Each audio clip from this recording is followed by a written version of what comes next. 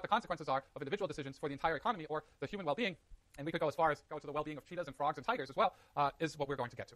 So macro really deals with taking a step back and looking at the economy as a whole, right? Looking at all of consumption, all of government spending, all of investment, all of export, all of imports. There's not a lot of looking at the individual firm level. It assumes that the underlying individual behavior by firms and individuals roughly follows what we teach you in micro. So this is micro. This is detail-oriented. One guy named Klaus choosing between Reese's and Hershey's, right? Sometimes seems like a less attractive version of economics, especially when you're first confronted with it. But you will see, and I've done this for a long time, that this is the much more fun part of economics. Macro is not so much fun to me, but micro is a ton of fun. All right.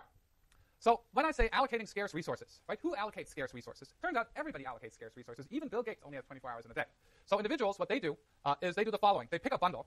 And a bundle to me just simply means like you can think of it like a basket of goods. So we're going to spend a lot of time in a two-good world where there's just Reese's and Hershey's, which you could expand to the sort of Walmart world where there's anything you could possibly want to buy in that world. But it's just much easier to think about two goods than it is to think about 50,000 goods. So an individual picks a combination of goods, a bundle, to make themselves as happy as possible, right? What makes you happiest? Is it all Reese's, no peanut butter cup? All Reese's, no Hershey's? All Hershey's, no Reese's, or some combination in between? So that's what individuals do. Firms don't have happiness, right? Firms aren't happy. It's not like you open the newspaper and said, General Motors stepped up today and said they were extremely happy this morning. No, what you'll hear in the newspaper is General Motors at its annual stockholder meeting announced that they made $3 billion in profits one day. So firms maximize not happiness, but they maximize profits. They maximize profits by combining a set of inputs, right? Steel, people, land, all kinds of stuff, put it together using the best available technology to produce a certain amount of output, and they sell that output in a market. So they get revenue from selling their output, and they have costs from producing the stuff. So the difference between revenues and costs is profit. And they try and make choices, namely how much to produce and what combination of inputs to use to produce that output in order to maximize profits. That sounds really simple. In about 6 weeks, you're going to realize that this is not simple at all. This is really, really difficult. But the scarcity here, mostly in the usual settings, comes from the fact that there's a technology in there that tells us how to combine inputs in order to produce output that drives most of the results that we're going to see. Other agents that are going to try and figure out how to allocate scarce resources are owners of a resource, right? If you live in Pennsylvania and all of a sudden Matt Damon shows up on your property and says you have gas under your house, and you're like, oh my God, I have gas under my house. No, it's a good thing, right? You could frack and you could get this gas out of the ground, and you own this resource. You have an issue, right? There's a finite amount of gas and oil under your house, and you have to figure out when to extract it and sell it, right? Is now a good time, given the price of oil and gas, or is it better to leave it in the ground and sell it later because you're expecting that oil and gas prices are going to go up? So there's a finite amount of resource in the ground that you have to figure out when to extract in order to maximize the value of that stream of income. Government also has to make decisions. They, in some sense, and we're not going to study this very much, but they have a limited amount of money, the annual government budget, to allocate to competing uses. National defense, healthcare, building roads. We're going to hear a lot about this evening. Informed citizens should be watching the State of the Union this evening, right? It's on. Everybody should watch it. I don't have cable, so if I could come over to your house to watch it, that'd be fantastic. But the point here is government also has scarce resources or finite resources it has to decide on how to allocate. So we used to spend 15 weeks on this, but somebody at the university has decided that it's really better for you to only learn stuff for 14 weeks instead of 15 weeks. So that's the way it goes. So we're going to spend 14 weeks answering 3 questions that seem really simple, but they're actually really, really hard to answer. First one is, which goods and services should we produce? Should we produce gold-plated iPhones with diamonds on it that are covered in baby seal fur and then come in a case of, I don't know, leopard skin or something like that? How do we decide? Right? How does one of the luxury manufacturers that has actually access to these types of materials decide whether they want to produce it or not? Anybody? Laura, Hobbs. Oh, there you are. So how does the firm decide whether they should produce it or not? Bingo, right? So is there anybody out there who would actually buy this thing for a higher price than it costs me to produce this thing, right? So if they think they can produce a sufficiently large quantity of these, and there's enough consumers that would actually buy such a ridiculous gadget at a price that makes them some economic profit, they probably produce it, right? Hence, we see things in existence that I never thought we would see in existence, right? So I went to the Ferrari factory in Maranello because my son's obsessed with race cars, and so am I. Even though I'm an environmental economist, I drive a plug-in hybrid. I'm good, but I love looking at race cars. So Ferrari lets you modify anything in a car except for the shape of the outside, right, and a few other minor details. But everything else you can get customized. So some guy ordered a 458, beautiful car, and had his name in diamonds put on the dashboard, right? So somebody was willing to pay the amount of money it took to put his name in diamonds on the dashboard. The value of the diamonds was greater than the value of the car in the end. So somebody was willing to pay more than it cost Ferrari to actually make that. That's how we decide which goods and services get produced. It's markets decided. If there's somebody with a willingness to pay that's greater than or equal to what the marginal cost of producing this is, you will likely see that good being produced, right? So we have to decide which goods and services to produce. Then we have to figure out how to best combine inputs to produce these goods and services. For example, if you produce cookies, right, standard chocolate chip cookie, there are different ways of combining the same amount of sugar, flour, chocolate chips, butter, did I forget anything? A little bit of baking soda maybe, in a way to make a chocolate chip cookie, right? So how do we combine this, and which proportions do we use in order to come up with a perfect chocolate chip cookie? That's a tough question, right? It gets even more complicated when we're thinking about it much more simply in terms of labor and capital. If we're trying to produce banking services, should we use a lot of labor and a little capital to give people cash? Meaning, should we go back to the old teller model where you stand in line and a human actually hands you $20 bills? Or should we use a lot of capital, a little labor, where you use ATM machines? There's no human there, essentially, where it's all machine, no labor. How do we decide between what share of inputs we actually use? And the answer to that's ultimately going to be how much these things cost. One question that we're not going to be able to answer very well is the third one. Anybody know Emmanuel Saez in the economics department? Who here has heard the name Emmanuel Saez? Oh, good. You made me happy. One of the smartest minds of our generation and probably the last and next generation. Brilliant guy who works a lot on what? Starts with income, income inequality, right? I mean, income inequality, we're all obsessed with income inequality right now, and justifiably so. If you look at global income inequality, domestic income inequality, things are very, very different from where they used to be, right? There's this word, the 1%. Well, the 1% have a massive, massive share of the wealth, and the middle class, especially the sort of lower middle class, is keeping on sort of stagnating in terms of income growth here. So there's a lot of inequality, both domestically and internationally, and it appears, at least the documented record shows, that those trends for more inequality aren't stopping currently. So the question that I would like to answer is that a good thing or is that a bad thing? Right? Is income inequality bad? And who decides on that?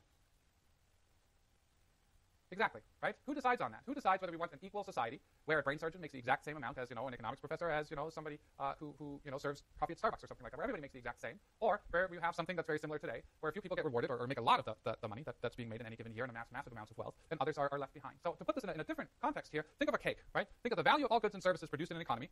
What economists are really good at is figuring out the maximum size of that cake or pie, right? So we will be able to tell you after this class how to combine flour and eggs and all this other stuff in order to make the pie as big as possible.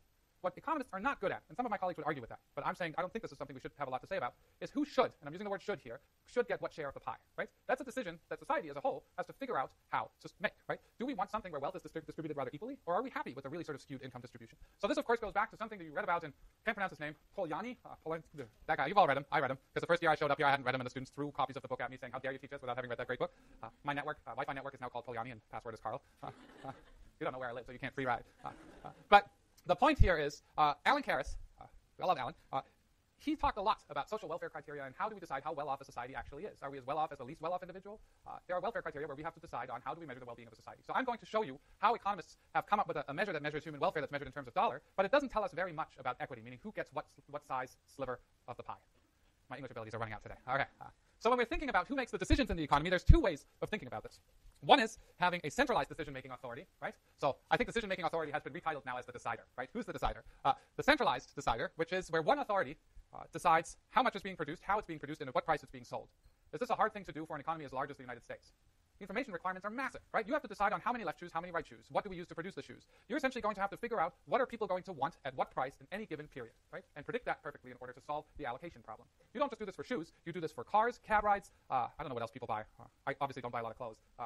Pens, computers, and so on. So the centralized decision-making authority has to set these quantities and prices exactly right, right? That experiment has been run for a while, and it was a challenging experiment because getting this exactly right is really tricky. And it's not just that you have to produce the right number of left shoes and right shoes for the entire United States. You have to have the right number of left shoes and right shoes in the right place, at the right time, at the price that people want to buy them in order to solve that problem, right? So centralized decision-making is hard because the information requirements are really tremendous. We solved the problem today. Well, not solved. It's got issues. The other model here is a decentralized decision-making authorities where simply you let individual consumers and firms meet in markets, and they decide on, through consumer signaling, what they want to buy at what price, and firms figuring out what they can produce and at what cost. Let them figure out what the optimal number of left shoes, right shoes, English muffins, computers, coffees, cab rides, and so on is going to be, and let price be determined in a market, right? So there's no central decision-making authority, but prices and quantities are determined by consumers and producers meeting in markets. This could be things like spot markets, right, where there are small localized markets for certain commodities. So one of my grad students worked in Niger in Africa for a long time looking at cereal markets where prices are really determined on the spot, right? So there are tarps on the floor, there's piles of millet on it, and you sort of look around how many sellers of millet are around, and then prices are determined on the spot in this market on that given day, and these prices fluctuate.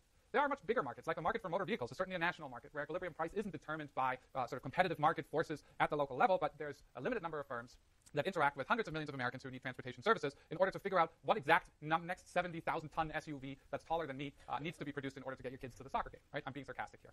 But the point here is markets happen locally, they happen nationally, they happen globally in some settings. What's a good example of a global market? Starts with O and ends with L. Oil, right? It's a global market. Is that a competitive market?